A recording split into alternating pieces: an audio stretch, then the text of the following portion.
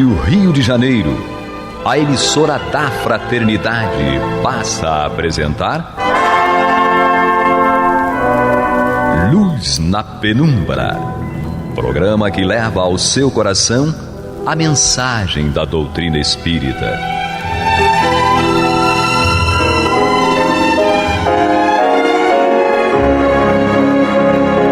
E com vocês, João Batista, para o estudo de O Livro dos Espíritos, da obra codificada por Allan Kardec. Papai do céu nos guarde e nos abençoe. Louvado seja nosso Senhor Jesus Cristo. E que possamos fazer do tempo esta dádiva que a todos nós é dada de maneira igual, um recurso a mais, para que a nossa caminhada seja cada dia mais firme e consistente na conquista dos valores espirituais que nos levarão à verdadeira felicidade. Aqui estamos hoje com meus olhos de safira, Angélica. Ai, muito obrigada. Que seja o estudo a alavanca do nosso progresso. Tenho também a minha filha do coração, Alessandra. Olá. O Deus que habita em mim, com certeza, é o mesmo Deus que habita em vocês. E temos aqui um novo expositor, Jefferson. Olá, amigos, saudações. Ele é um doce de criatura, só que ele é tímido, sabe? O negócio é esse. Eu adoro ele, viu? Digamos assim, se ele fosse uma criança, eu mordia. Como eu sou um avô é um animal que morde. Bem, hoje nós vamos estudar a pergunta número 70 de O Livro dos Espíritos. Estamos falando neste tópico, nesse capítulo, a respeito da questão da vida e a morte, e falando a respeito também do fluido vital. Só que antes de ler a pergunta e a pequena resposta, que o resto é o comentário de Kardec, logicamente inspirado pela espiritualidade, eu gostaria de ler um texto. O organismo material, destituído da força vital, não é capaz de nenhuma sensação. Nenhuma atividade, nenhuma autoconservação. É somente o ser imaterial, animador do organismo material, no estado são e no estado mórbido, o princípio vital, a força vital, que lhe dá toda a sensação e estimula suas funções vitais. E existe um asterisco ao texto dizendo que, sem essa força vital, ele está morto, submisso apenas ao poder do mundo físico exterior. Apodrece e se dissolve novamente em seus componentes químicos. E, mais adiante, no outro parágrafo 11, quando o homem adoece, essa força vital imaterial de atividade própria, presente em toda parte no seu organismo, princípio vital, é a única que inicialmente sofre a influência dinâmica hostil à vida de um agente morbígeno. É somente o princípio vital perturbado por uma tal anormalidade que pode fornecer ao organismo as sensações desagradáveis e impeli-lo dessa arte a atividades irregulares a que chamamos doença. Detalhe: estes dois textos aqui que eu li são de autoria de Cristiano Frederico Samuel Hahnemann. Fazem parte do Órgão da Arte de Curar, publicado por ele preliminarmente em 1796, e depois a sexta edição foi por volta de 1832, Hahnemann nasceu em Meissen, na Alemanha, em 1755 e desencarnou em Paris em 1843, tá? Com 88 anos. Estou fazendo essa referência porque a pergunta número 70, quando Kardec pergunta aqui, em que se transformam a matéria e o princípio vital dos seres orgânicos quando eles morrem? E a resposta é: a matéria inerte se decompõe e vai formar novos organismos. O princípio vital retorna à massa, ou seja, à sua origem, que é o fluido cósmico universal. Vejam bem, Hahnemann, em 1796, ou seja, 61 anos antes da publicação de O Livro dos Espíritos, já falava a respeito disso. Tá? Foi ele quem trouxe a ideia do vitalismo para a medicina ocidental, que já existia na medicina oriental. Aí eu pergunto, quem deve ter formulado essa resposta? Deve ter sido o meu mestre. Desculpe, eu sou homeopata, eu tenho que puxar um pouquinho a brasa para a sardinha da homeopatia, tá? Vocês vão me desculpar, mas... Você desculpa, Angélica? Você desculpa? Eu sou adepta. Então tá bom. E você, a homeopatia. Jefferson? Tranquilo. Ainda bem, graças a Deus. Não serei crucificado. Então, Muito bem. e agora, depois de feita a leitura, eu passo o bastão para os meus lindos olhos de safira para fazer o debate. Muito bem, então nós vamos estudar sobre o fechamento da vida e da morte. E vamos falar sobre um assunto, que é a morte, que, sendo a única certeza que nós temos, né, na vida, quando nascemos, a gente não gosta do assunto, não quer nem saber. E passa a vida inteira bloqueando, se inteirar, e com isso deixa de viver plenamente, em grande, como é que se diz? Com um grande amor, porque não conhece, não leva em consideração que nós temos uma coisa chamada finitude, nós temos um tempo, um prazo de validade. E esse prazo de validade diz respeito aqui ao fluido vital, né? Ao fluido vital. Então, nessa questão em que Kardec pergunta em que transformam, né? Em que se transforma a matéria e o princípio vital dos seres orgânicos quando eles morrem, ou seja, o que vai acontecer com isso que nós vemos depois da morte? E, como o João já viu, né, os espíritos eles são muito assim, sucintos. Diz que a matéria inerte se decompõe e vai formar novos organismos. Quanto ao princípio vital, retorna à massa. Como o João já colocou, retorna à sua origem. Então, vamos ver o comentário de Kardec para que a gente possa entender melhor essa questão. E ele começa da seguinte maneira: morto o ser orgânico, os elementos que o compõem sofrem novas combinações, de que resultam novos seres, os quais aurem na fonte universal o princípio da vida e da atividade, absorvendo-o e assimilando, para novamente o devolverem a essa fonte quando deixarem de existir. Os órgãos estão, por assim dizer, impregnados do fluido vital. E esse fluido dá a todas as partes do organismo uma atividade que opera a cicatrização de certas lesões e restabelece as funções momentaneamente suspensas. Alessandra, com relação a essa questão do morto, o ser orgânico, ou seja, a matéria morta, o que você acrescenta na explicação de Kardec? Qual a sua interpretação? Eu vejo a grandiosidade do laboratório divino, né?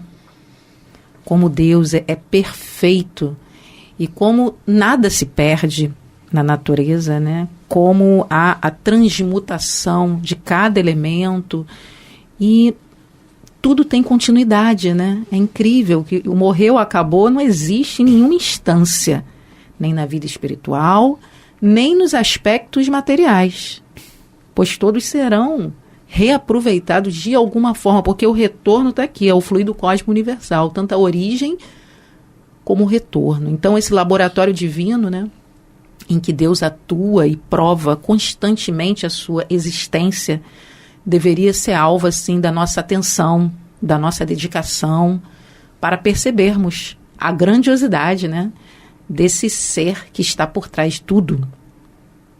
Tudo num conjunto harmônico. Tudo como se fosse uma grande sinfonia. Então, eu queria começar fazendo esse destaque dessa força suprema que está ali por trás desse fluido cósmico universal. Jefferson, a questão dessa organização do ser orgânico, né? Ele tem uma liga, né? O que faz com que ele tenha uma vida própria, né? Vida. E essa vida, ela está relacionada pelo fluido vital. Como é que você pode... o que você me diz em relação a isso? Nós percebemos claramente aqui na questão comentada por Kardec que o fluido vital ele tem esse grande fator de interligar todo o sistema orgânico e ele promove o equilíbrio, o funcionamento desse nosso organismo, né, físico. Então, a gente percebe a grande importância da nossa atuação para manter o equilíbrio desse funcionamento todo, né, do sistema, tanto físico quanto dessa interligação promovida pelo fluido vital, né? Vamos dar sequência no comentário de Kardec. Quer falar? Uma coisinha Fala. só que eu gostaria de falar. Ouvindo a explanação da Alessandra e do Jefferson, eu me lembrei de uma fala do Divaldo Pereira Franco. Eu achei muito feliz. Por quê? Quando perguntaram para ele o que era o oposto da morte, ele disse: o nascimento. Mas por que o nascimento é o oposto da morte? A morte é um fenômeno que acontece com o corpo físico. O nascimento é um fenômeno que acontece com o corpo físico.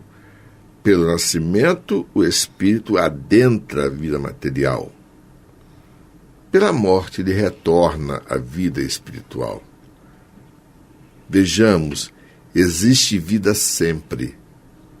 Antes da vida material e depois da vida material. A vida está sempre. E o fenômeno na morte, desagrega. E no nascimento, agrega. Agrega. Então, a organização atômica, né, as moléculas, molecular, tudo nosso, ele é organizado, agregado no nascimento, na organização do corpo físico. E na morte, ele é desagregado. E essas moléculas vão se voltar à natureza e se organizar em outros corpos, em outros elementos. E quem né? sabe, por exemplo, o meu corpo, hoje, já tem, por exemplo, átomos e moléculas que já estão circulando no planeta há 4,5 bilhões de anos. Ou seja, eu devo ter algum átomo que já pertenceu a um dinossauro, outro que pertenceu a uma trilobita. Ou seja, foi sendo decomposto e reaproveitado. Decomposto e reaproveitado. Porque a estrutura da Terra é um sistema químico adiabático, ou seja, não existe troca de matéria e de energia da Terra com nenhum outro corpo celeste. A nossa atmosfera nos limita. Ou seja, por mais que nós queiramos, nós temos que aproveitar a matéria-prima do planeta. Para quem ainda não entendeu esse fenômeno que o João acabou de falar, todo mundo conhece Lego, né? Todo mundo conhece Lego.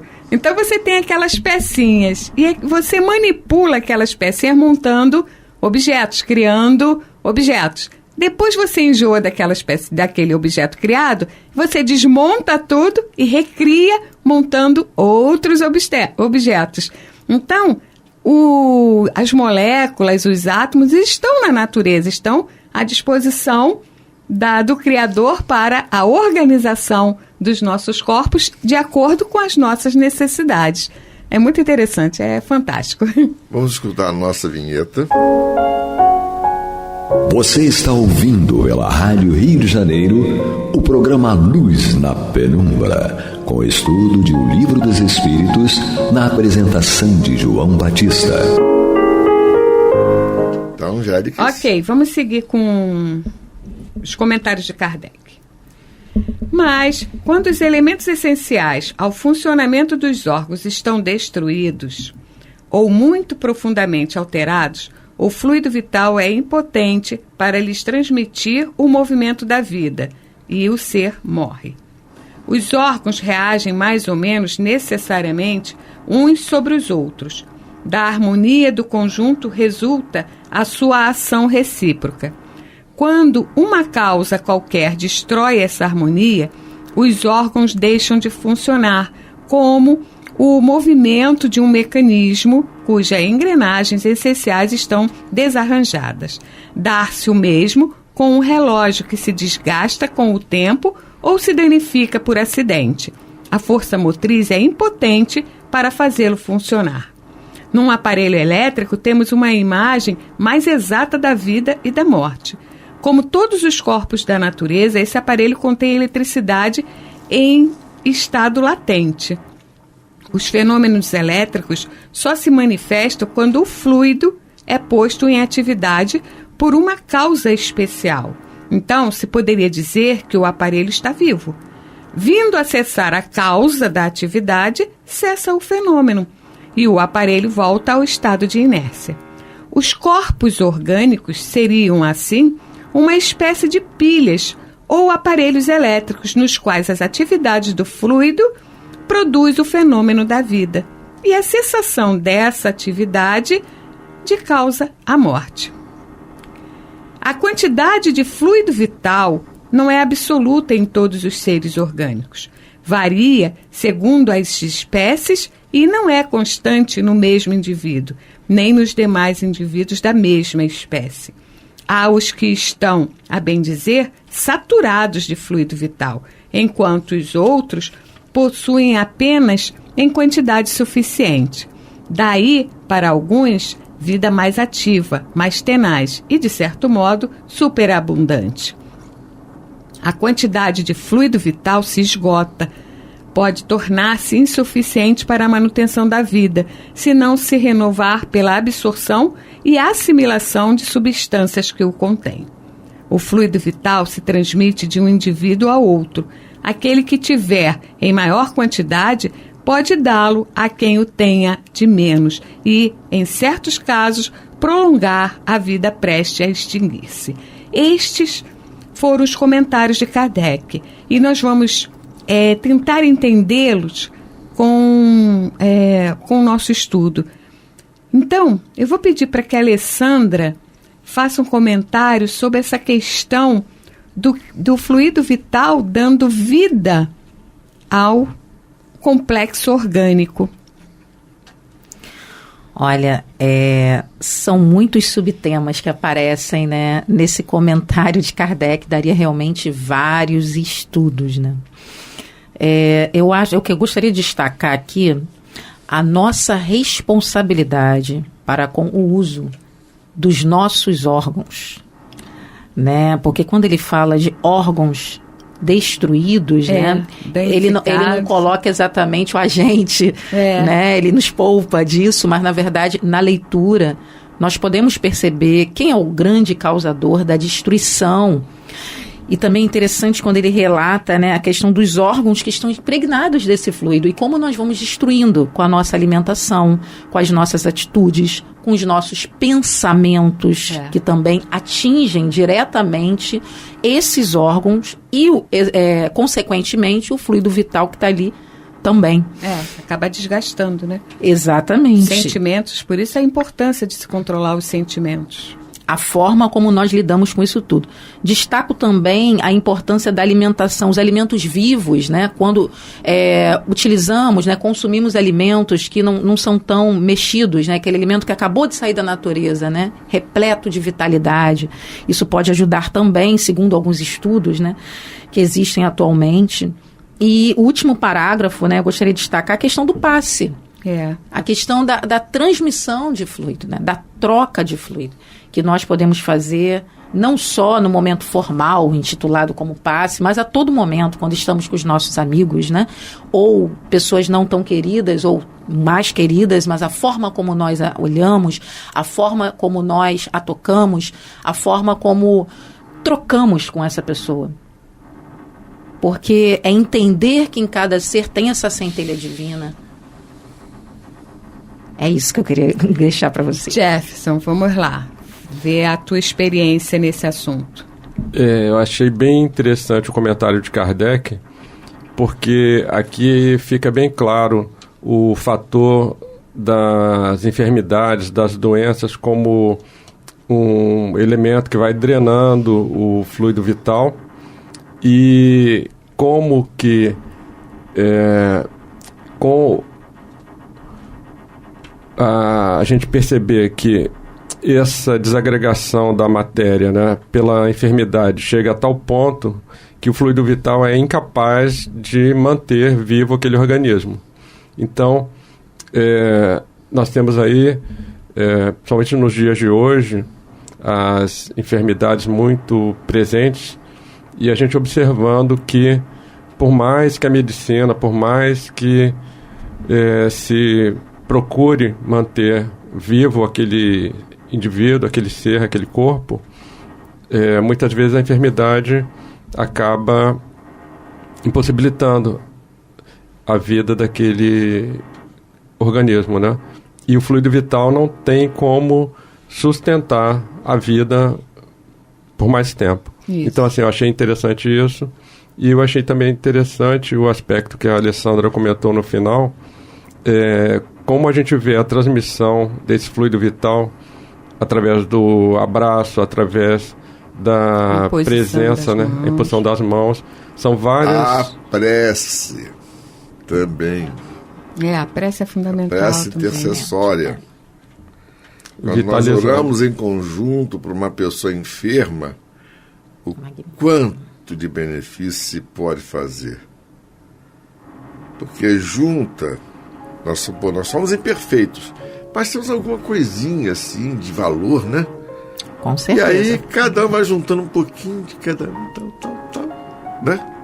Quando nós juntamos em prece intercessória, o quanto se consegue. É maravilhoso.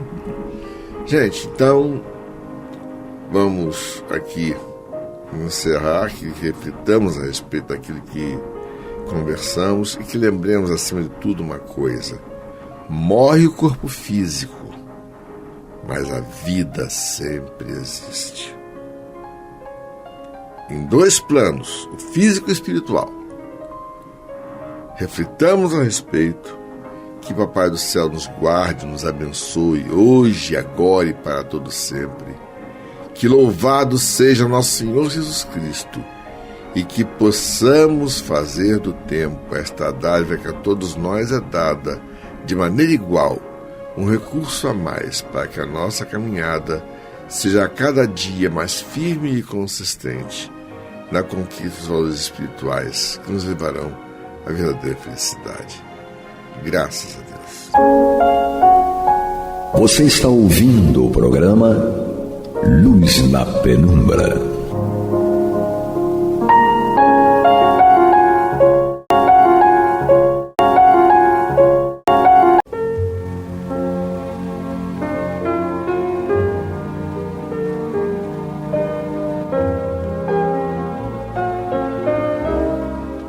Rádio Rio de Janeiro está levando ao seu lar e ao seu coração a mensagem consoladora da doutrina espírita, através do programa Luz na Penumbra.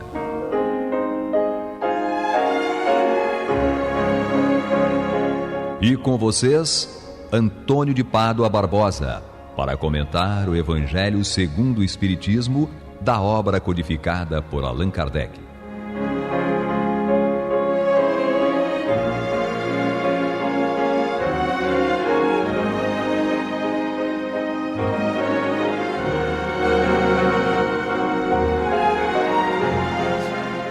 Olá, meus amigos, muito boa noite.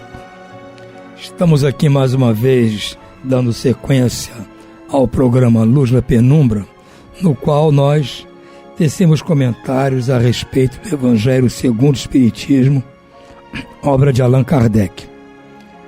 Nós estamos aqui no seu capítulo 11, Amar o Próximo como a si mesmo. Eu creio que é a recomendação máxima de Jesus e que ele sintetizou dizendo que nesta recomendação estavam toda a lei e tudo que os profetas haviam trazido. Nós, no último programa, já conversamos a respeito aqui das passagens em que Jesus é convocado para falar a esse assunto, né? E hoje nós vamos apenas estudar o comentário feito por Allan Kardec sobre essas passagens, comentário que está no item 4 deste capítulo. Allan Kardec nos propõe aqui o seguinte: amar o próximo como a si mesmo, fazer pelos outros que gostaríamos que os outros fizessem por nós, é a expressão mais completa da caridade, porque resume todos os deveres do homem para com o próximo. Nós não podemos encontrar guia mais seguro a tal respeito do que tomar como medida do que devemos fazer aos outros aquilo que desejamos para nós mesmos. Com que direito exigiríamos dos nossos semelhantes melhor proceder, mais indulgência, mais benevolência e devotamento do que o que os temos para com eles? A prática dessas máximas tende à destruição do egoísmo. Quando os homens as adotarem como regra de conduta e como base de suas instituições, compreenderão a verdadeira fraternidade e farão que entre eles reine a paz e a justiça. Não mais haverá ódios nem dissensões, mas apenas união, concórdia e benevolência mútua. Em princípio, nós observamos que não é um argumento difícil, complicado de se aceitar esta proposta trazida pelo Cristo e explicada aqui por Allan Kardec. Por quê? Imaginemos nós um mundo muito melhor que esse que nós estamos vivendo. O que nós gostaríamos que fosse um mundo melhor que este? Um mundo de pessoas regeneradas, ou seja, pessoas que não têm nada mais a espiar ou que provar com relação às suas atitudes que tinham tomado antes. Nós estamos ainda neste mundo atual de provas e expiações, porque até ontem nós estávamos praticando coisas que contrariam a lei de Deus, contrariam a boa convivência entre todos nós. E por isso nós vamos colher exatamente aquilo que plantamos, através de provas e expiações. Nós comentamos muito, falamos muito que o planeta está se encaminhando para ser um planeta de regeneração. Ou seja, um planeta em que nós ainda teremos muitas provas a passar, muitas expiações pelas quais passar, mas não estaremos mais, vamos dizer assim, cometendo atos que justifiquem no futuro passar ainda por provas e expiações. Ou seja, nós estaremos limpando a nossa pauta. Esse mundo de regeneração não significa que é um mundo de santos, mas é um mundo de pessoas que já compreendem que o melhor caminho é o caminho que nos leva à santidade. E que para traçar esse caminho é preciso que nós deixemos de fazer essas coisas que fazíamos antes. Aí nós vamos observar que diferentemente do que nós pensávamos antes, o mundo no qual nós não mais cometemos coisas contra os nossos irmãos é muito melhor de se viver, pelo simples fato de que, se nós não estamos fazendo nada de mal a eles, não estamos desejando nada de mal ao próximo, eles também não estão desejando de mal a nós, também não estão fazendo nada de mal a nós. Então nós estamos numa boa. Nós estamos numa boa. Agora, a gente tem dificuldade de dizer assim, puxa vida, mas quem vai começar primeiro a fazer só o bem, a não responder mal, a não pensar mal dos outros? Eles têm que começar primeiro. Se eles fizerem primeiro, eu vou fazer também. Eu não vou fazer primeiro, porque vai que eu seja bonzinho e eles continuam me atacando. Infelizmente, ainda é a nossa mentalidade.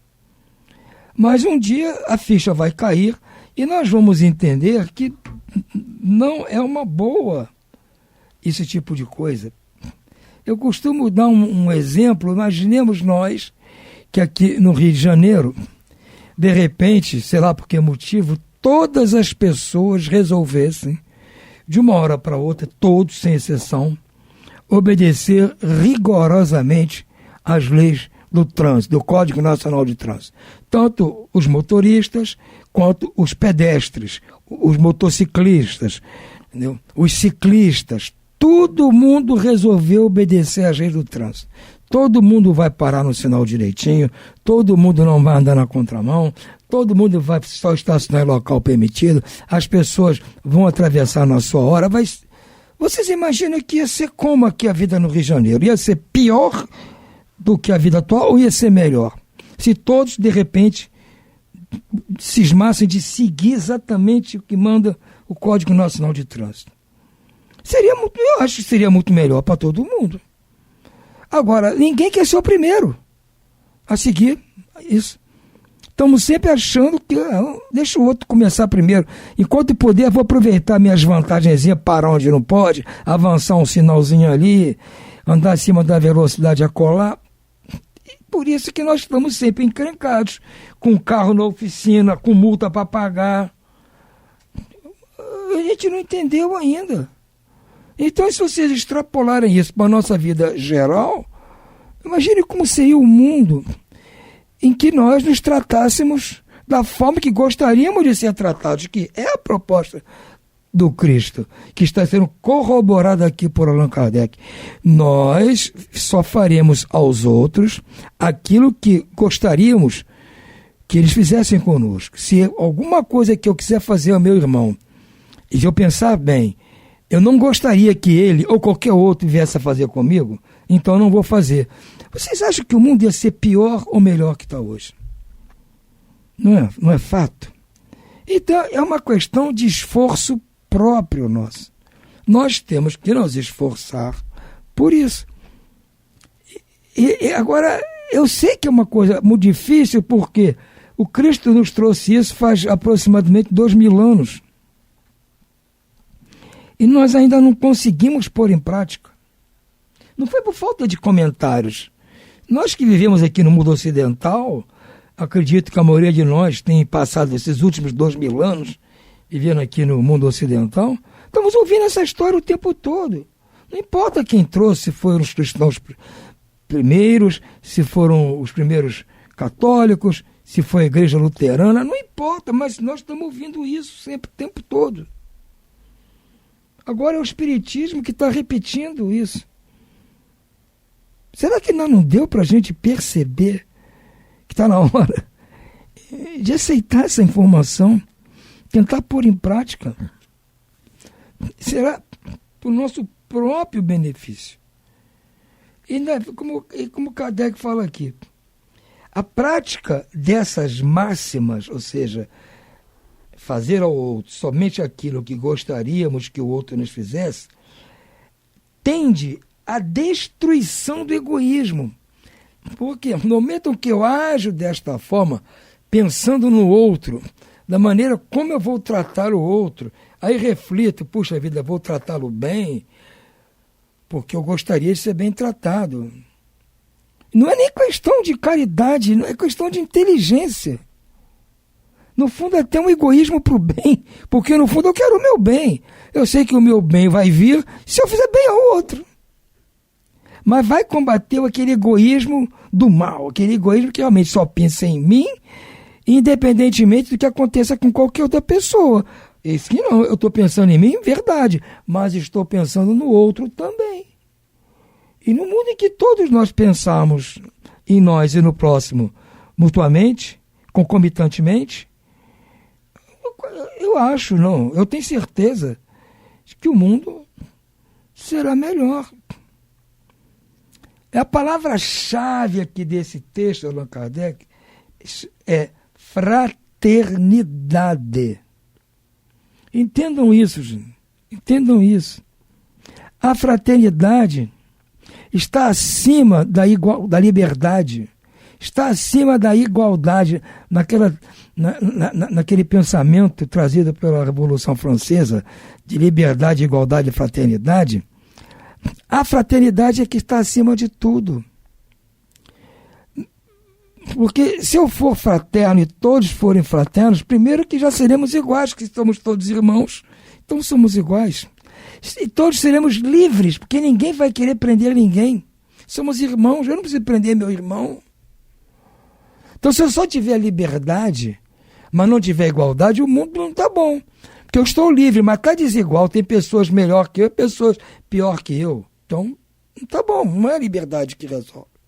Não, mas agora tem igualdade. Mas tem desigualdade, o mesmo de se uns estão presos, outros estão soltos. Então não tem igualdade essa. Agora, na fraternidade, se todos são fraternos, acaba com tudo. Não precisa liberdade nem igualdade. Somos todos fraternos, somos todos irmãos. Então, muito bem disse Chico Xavier quando perguntado qual seria a religião do futuro.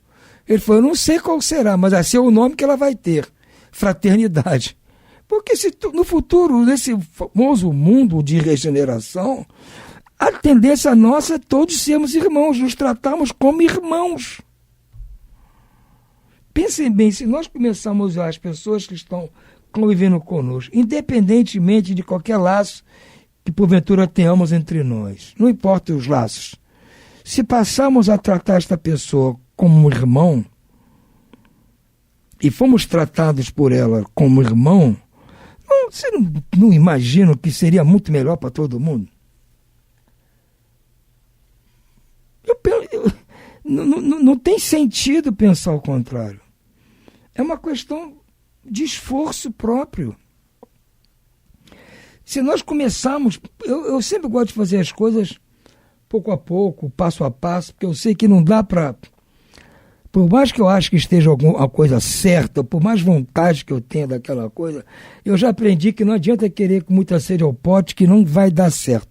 Eu não tenho capacidade de pôr em prática as coisas, nem conseguir as coisas todas de uma vez só.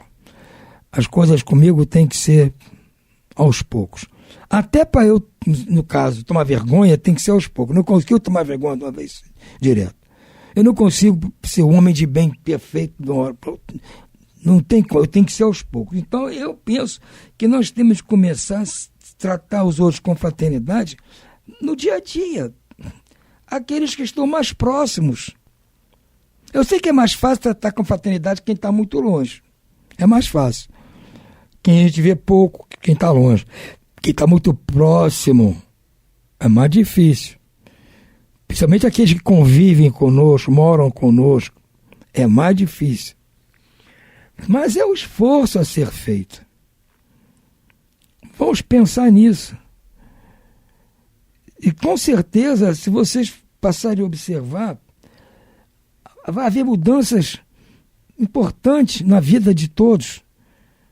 Se nós começarmos hoje, pouco a pouco, a tratarmos uns aos outros de forma fraterna, pensar no outro como é meu irmão. Se fosse meu irmão, o que eu faria? Será que eu dava um golpe nele? Dava uma rasteira? Passava a perna? Ofendia? Não, é meu irmão, cara. Como diz aquela história, que ninguém sabe a origem dessa história, cada um conta, que ficou famosa por uma canção num conjunto inglês chamado The Hollies. É a história de um garoto que numa noite muito fria de inverno passou pela porta de uma igreja, estava nevando, estava um frio brabo, e quando ele chegou perto, o padre o viu, ele carregando o irmão dele menor nas costas, naquele frio, naquela nevada. Aí o padre perguntou: filho, o que você está fazendo? Está carregando esse menino? Não está pesado, não, você carregar esse menino nesse tempo? Ele falou: não, padre, ele é meu irmão, ele não pesa. Então, é meu irmão. Meu irmão não pesa. Eu vou carregar meu irmão. E Jesus foi perfeito nisso. Tudo quanto, pois, quiserdes que os outros vos façam, fazei vós isso mesmo a eles. Se tratarmos todos os outros como irmãos, eles não vão ser fardo, não vão ser pesados. As pessoas que são fardos, são pesadas, porque nós não tratamos como irmãos, tratamos como próximo, como semelhante. Não é suficiente. Jesus mandou amar o próximo, mas amar o próximo é tratá-lo como um irmão, porque todos nós somos filhos do mesmo Pai, aquele que está no céu. Então, eu considero esse ponto aqui, desse capítulo 11, o mais importante, talvez, aqui do Evangelho. Se nós nos conscientizarmos disso, as outras coisas vão ficar menos difíceis. Eu não estou dizendo que as coisas vão ficar fáceis, que neste mundo não há nada fácil, que nós deixamos tudo difícil, complicamos tudo. Agora, para botar do jeito certo, está complicado, porque nós criamos a confusão. Mas o momento é agora de começar a desenrolar essa encrenca. E tem que ser assim. Vocês acham que há outro caminho, há outra maneira de se viver mais tranquilo? Tudo bom. Podem escrever aqui para a rádio, mandar meu nome, a correspondência. Antônio, tem uma maneira melhor do mundo ser melhor, as pessoas conviverem melhor, ter mais paz, mais harmonia. Não precisa tratar o outro como irmão. Não, há outras maneiras. Eu agradeceria. Porque aí vocês vão se associar aqui ao Cristo. O Cristo teve um pensamento. Kardec corroborou com ele. Se vocês tiverem outro, a gente vai ter que estudar o que vocês mandaram aqui. Vamos pesquisar e ver se funciona. Mas eu confio plenamente no Cristo e Allan Kardec. E nos espíritos que o assessoraram aqui na produção dessa doutrina. Eu tenho plena confiança neles. E até agora não encontrei nada melhor que isso. Ele é meu irmão. Ele não pesa. Simples assim. Então, gente, vamos encerrar por hoje aqui. Vamos ter esse pensamento. Vamos pelo menos sonhar hoje que nós vivemos num mundo de uma irmandade, numa fraternidade, como disse John Lennon, a brotherhood of men, a irmandade entre os homens, naquela famosa canção Imagine. Então sigamos o conselho de Chico Xavier e de John Lennon e dessa música cantada por The Hollies. Sejamos todos irmãos, que aí nós não vamos mais pesar uns nas costas dos outros. Fiquemos com Deus. Muito boa noite e muita paz.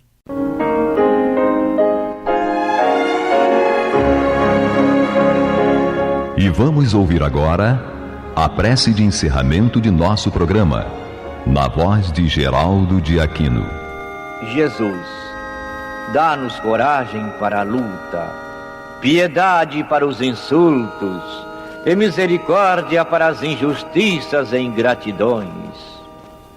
Limpa nossa alma de inveja e ambições mesquinhas, de ódio e de vingança o nosso caminho.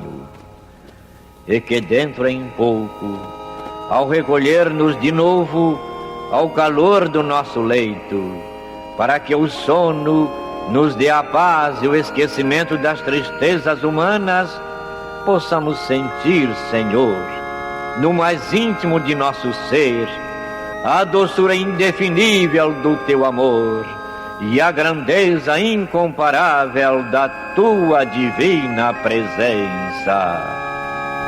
Que assim seja.